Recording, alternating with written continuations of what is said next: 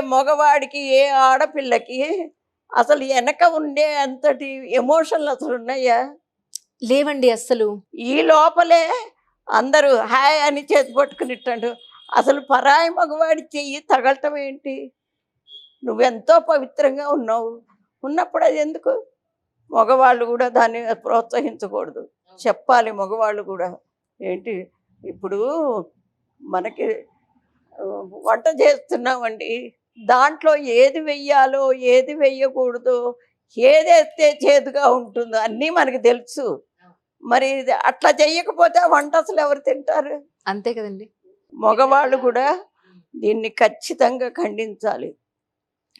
చిన్న పిల్లలు, ఇంత పిల్లలుంటే దానికి ఇక్కడి నుంచి చేతులు లేకుండా ఇక్కడ ఒకటి, వెనకాల ఒకటి ఏదో కట్టేసేసి దానికి ఇప్పటి నుంచే అది మొదలు పెడుతున్నారు.